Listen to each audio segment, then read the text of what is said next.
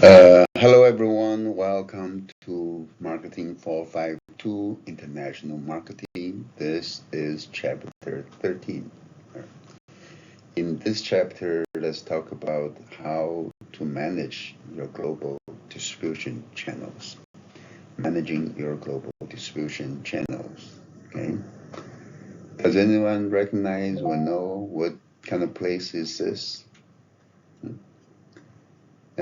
You may know if you have traveled abroad to other countries, Europe or Asia. If you've never been there, you probably don't know. This is called a Carrefour. Carrefour is a French supermarket chain that is, of course, operating in many European countries and in Asian countries. This one is probably in Arab country, Middle East. It's a global supermarket chain, pretty much like what we have here in this country, like Kroger's or Publix or others, Pathmarks, etc. Okay. Then in this chapter, let's talk about find out about the key players within both home market channels and foreign market channels as our learning objectives. And you will be able to explain the impact on national channel strategy of distribution density, channel length, and channel alignment. Okay?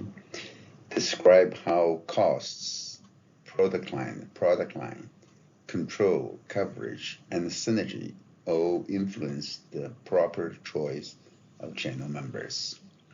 Suggest ways to locate foreign distributors. How do you find foreign distributors? List ways to motivate and control your foreign distributors.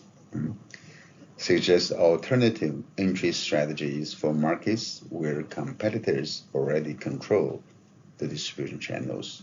What can you do in that case? Okay.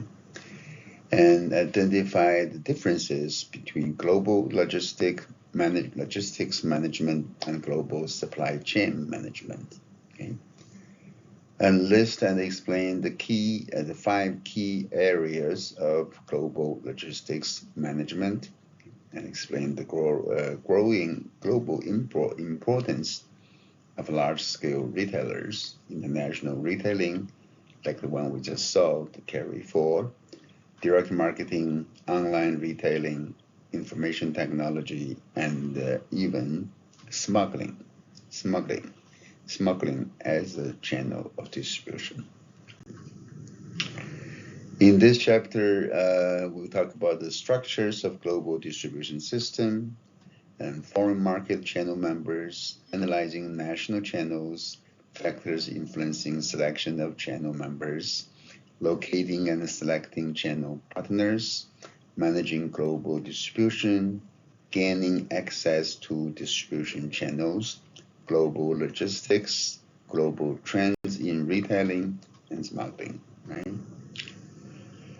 In developing your international marketing channel of distribution, there are two alternatives. Okay? If you look at players involved, you can have your home market channel members, and you will have your foreign market channel members. As a company and manufacturer or any company, you will have your domestic home market channel members. Who are the channel members for home market? Like those export management company that we talked about, export agent, direct exporting, and internet. Of course, is another home market channel member. In foreign market, the country you're going, there will be import intermediaries that you may have to work with. There are local wholesalers in the other country and retailers. Right? So as you're in the process of identifying your marketing alternatives, you need to develop your global distribution strategy. Right? Factors affecting selection of channel members need to be considered. Locate and select your channel members. Manage the distribution channels.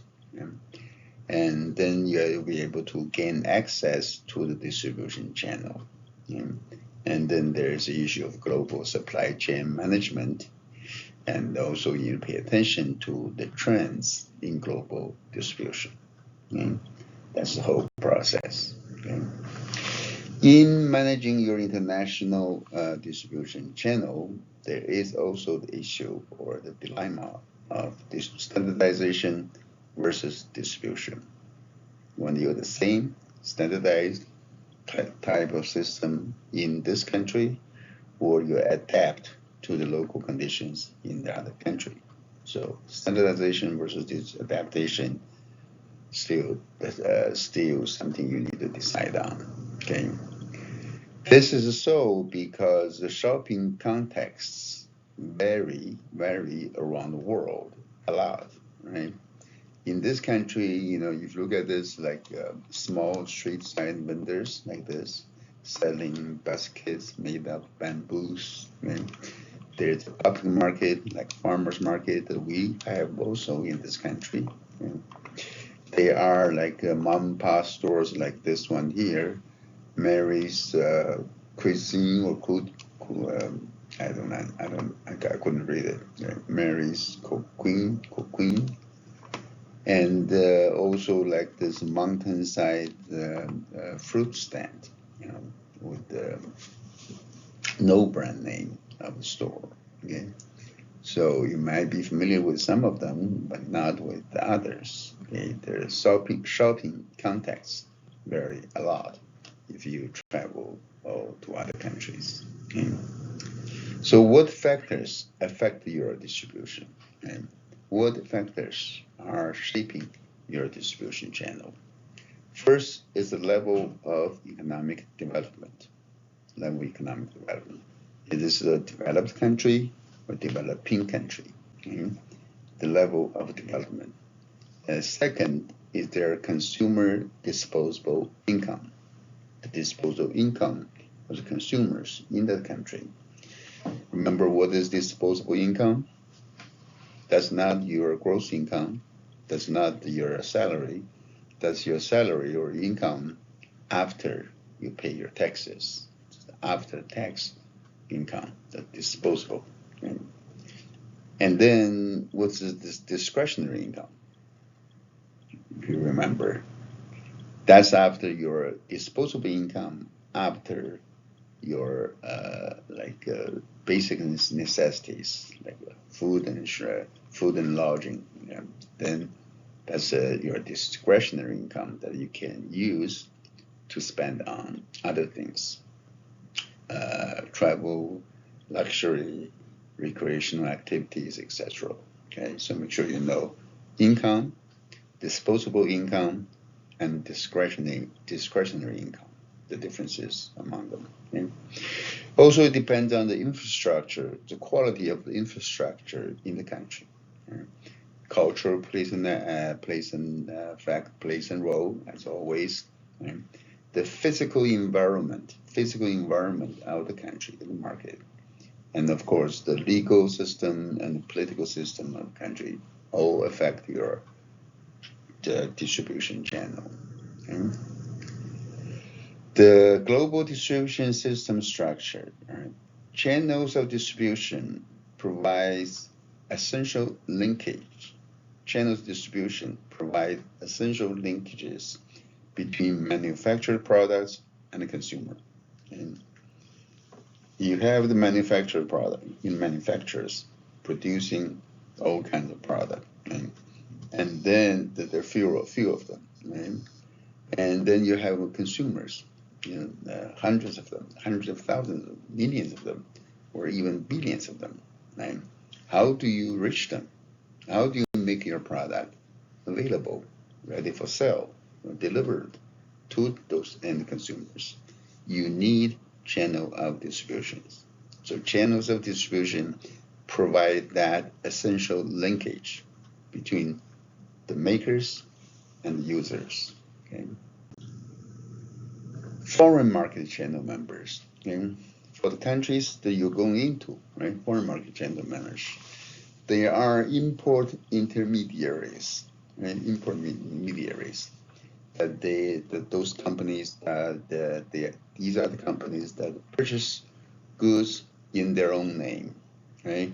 Use their own marketing strategies, keep close contact on markets they serve, right? That's important intermediaries in the countries, right? There are also the local wholesalers, dealers, distributors, yeah, that they take title to products.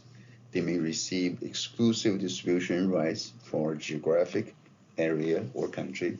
Okay? The wholesale distribution structure also varies by country. In countries like Denmark or Portugal, they have roughly the same number of wholesalers. Okay? In Denmark, you have one wholesaler to 1.3 retailers. Right? And in Portugal, right, one wholesaler serves 5.5 retailers. You can see the distribution, the density there. Then there's also the local agents. There are the local agents who do not take titles of the goods. They just sell them out for you on commission. They work on commissions. That is a percentage of the sales, just like your real estate agent. Your real estate agents do not own the properties they sell to you. Okay? They only take a commission. Currently, it's about 6%, 3% to the selling agent, 3% to the buying agent in our real estate market. Right? They're working on commissions.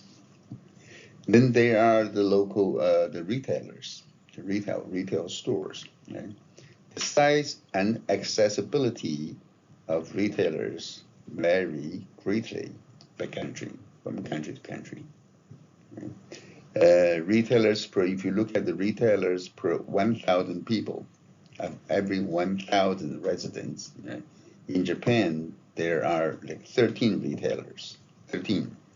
In Europe and in the US, we have only about 6 retailers for every 1,000 people. You can imagine that the Japanese retailers, the number of them is twice as much as what we have in this country. And also there is the business to business channel. Right? That's companies, businesses selling to other businesses, right? Not to individual consumers, right? But to business. Okay? The business to business channel or B2B channel, you have heard about the term B2B channels or B2C channels. B2C, business to consumer. B2B, business to business. Business to business channels are often shorter than B2C channels, okay? Shorter. And also export agents, import intermediaries, or manufacturers contacts business customers directly, right? That's why it's shorter. Okay? B2B channel is shorter. When you analyze the national channels of distribution in the country, you need to look at the distribution density. The distribution density. This is a term that's going to be in your test. Okay, your test. Okay. Distribution density is the amount of exposure or coverage desired for a product, particularly the number of sales outlets necessary to provide for adequate coverage of the entire market. Okay, that's distribution density. Okay, distribution density. There are 3 levels of distribution density. Okay, first, extensive. Second, selective, and thirdly, exclusive. Okay, with extensive distribution, there are many outlets per marketing area. Okay, many outlets. Right? Merchandise products such as like luxury watch, for example, luxury cars are. Let me put it. I put it the wrong way. Commodity products, like candy bars, grocery items, and household items and that you can buy from everywhere, they are sold through extensive distribution. Okay? Then there is a selective distribution. There's fewer outlets per marketing area. Right? Not everywhere, but only a few outlets per marketing area. Maybe car dealers for certain cars, for example. Right? Then there's the exclusive distribution density, exclusive, right? There is a very limited number of outlets per marketing area. Like for example, luxury watches, luxury cars. There may be like a Rolls Royce. We don't even have one in. I don't think we have one in Augusta. Maybe there is one or two, in Atlanta, or maybe in other large metropolitan areas. Right? Those are through exclusive distribution. So extensive, selective, and exclusive. Okay? Also, the length of channel. This term called the length of channel, length of channel. And this is not the physical distance, right? It's rather it's a number of intermediaries involved in bringing a given product from the firm to the consumer. That's called the length of channel length. Okay, and channel length is influenced by three factors: right? Product distribution density. If it's extensive distribution, you can imagine the length is going to be longer, right?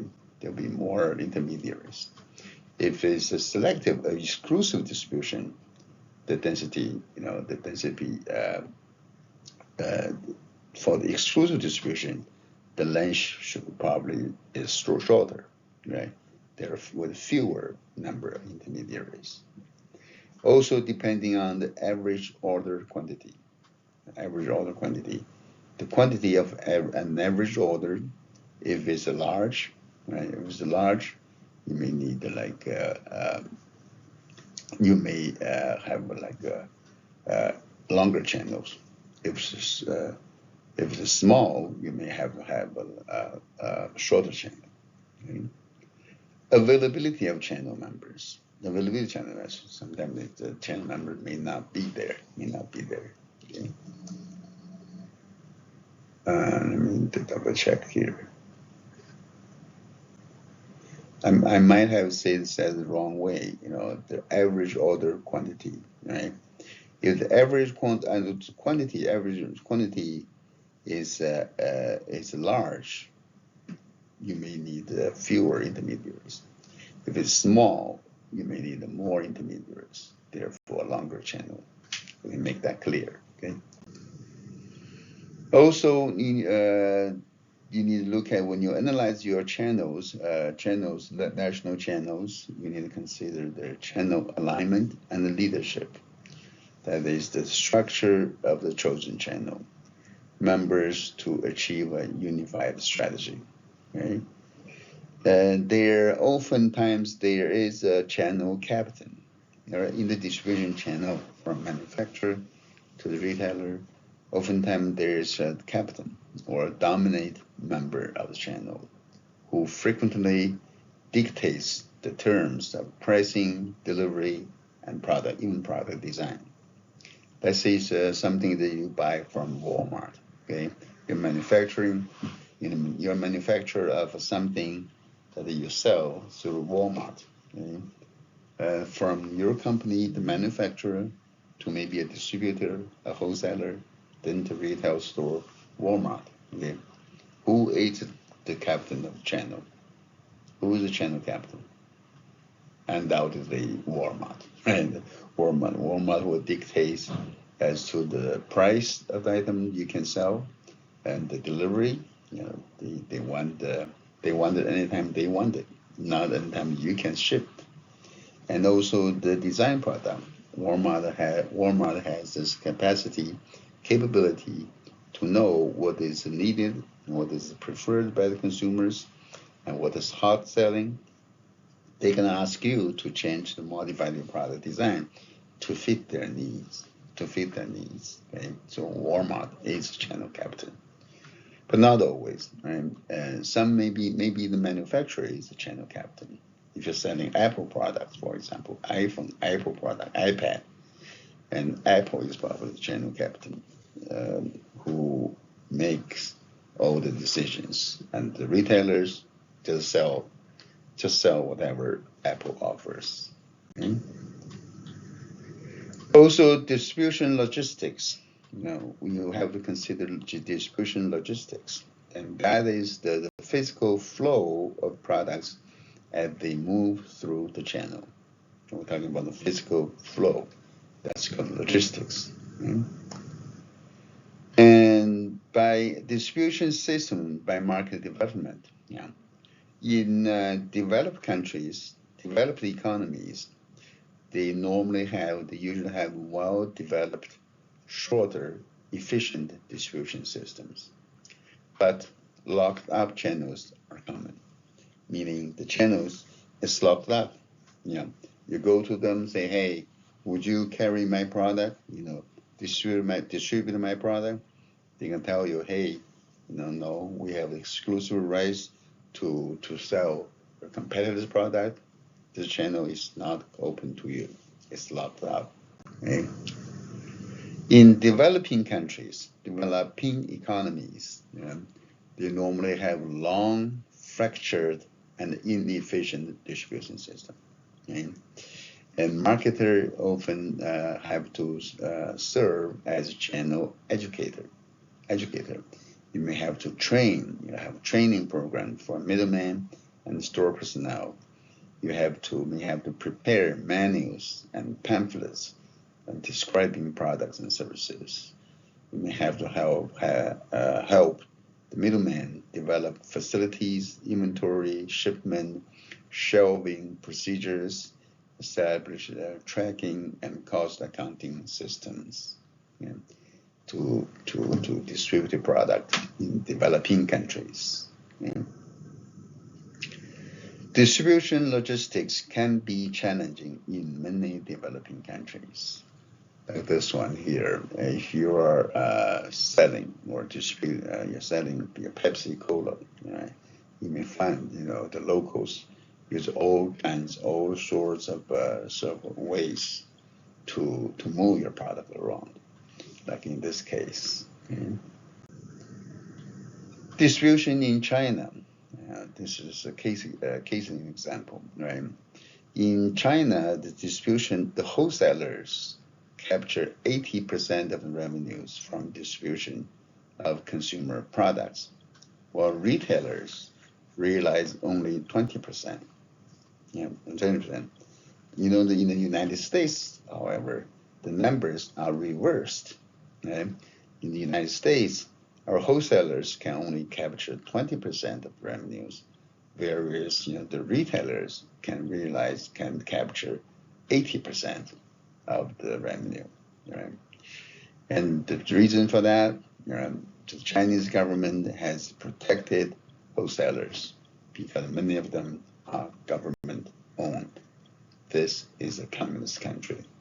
State-owned enterprises, SOEs, are still the dominant players in the economy.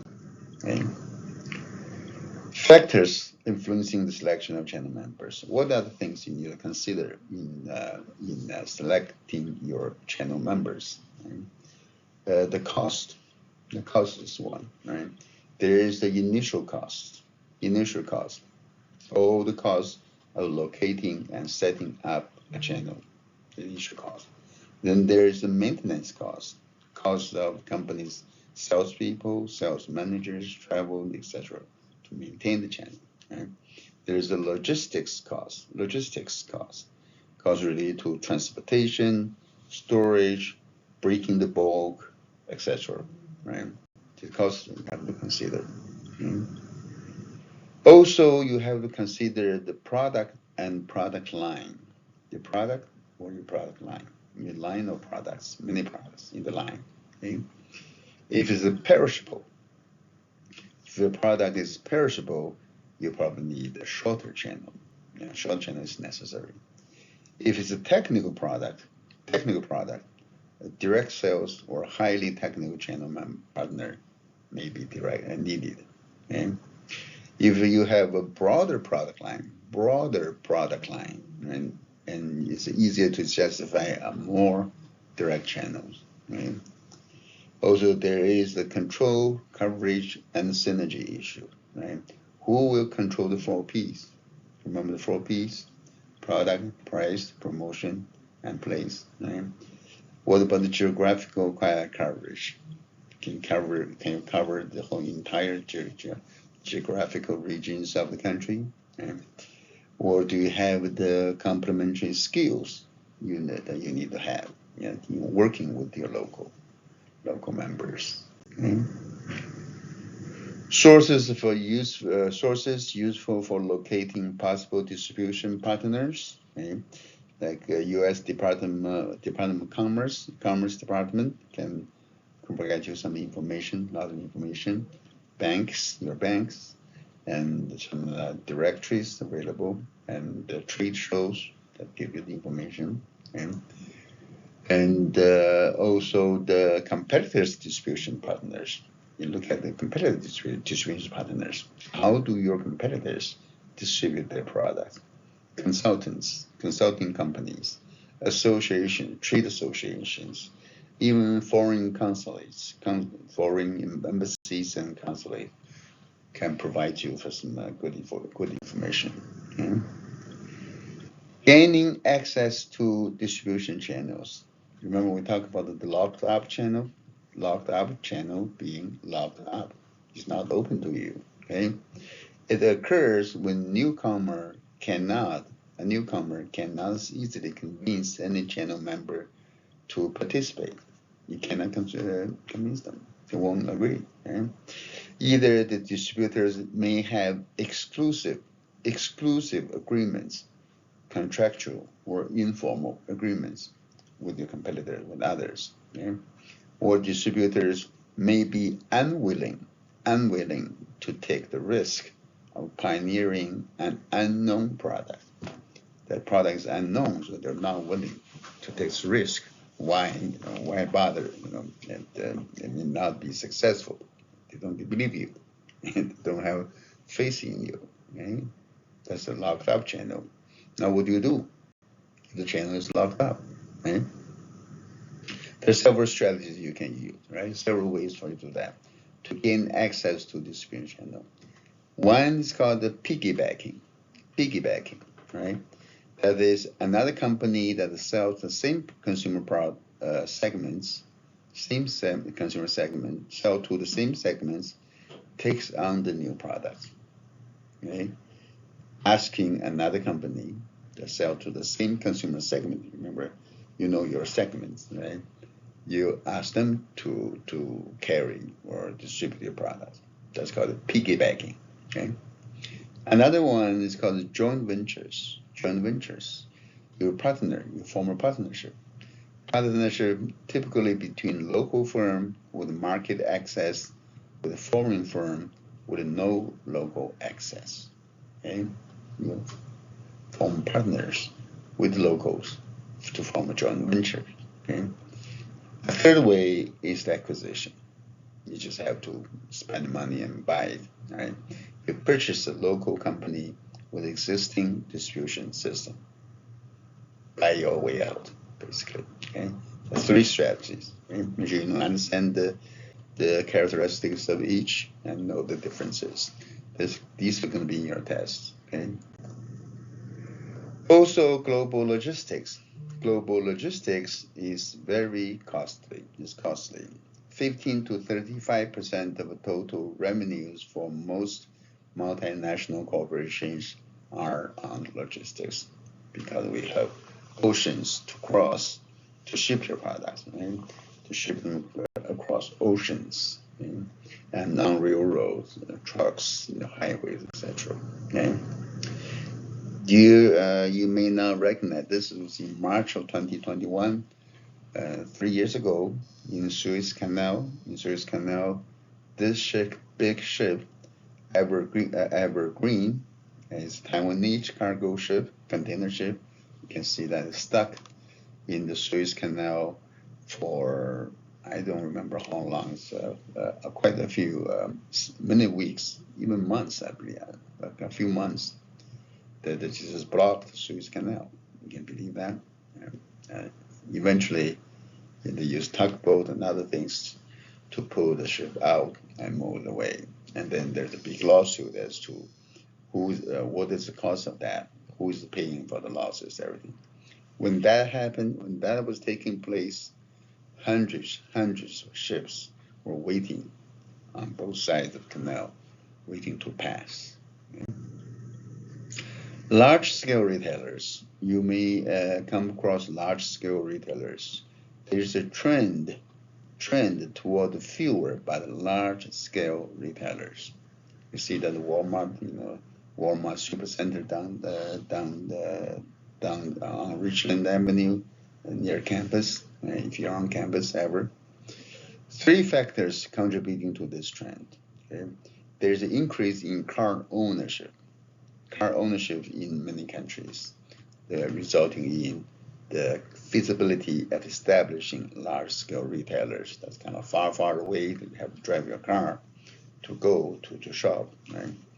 There's an increase in households with refrigerators and freezers.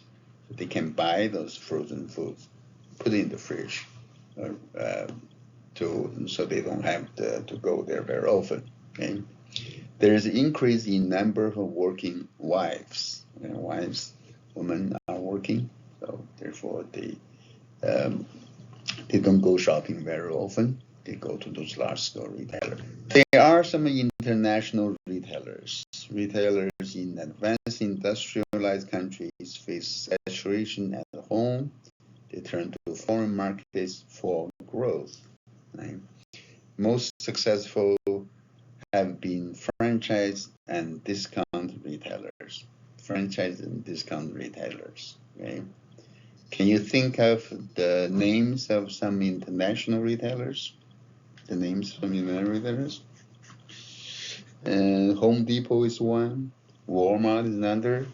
Costco is still another. So there's many. Like Carrefour, the one we just talked about, and they're all international retailers.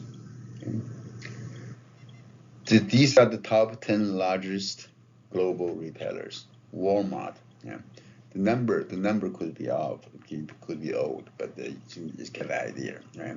Walmart from the U.S., $285 billion, right? $285 billion. And Carrefour, France, 90. Home Depot from U.S., Metro AG from Germany, yeah.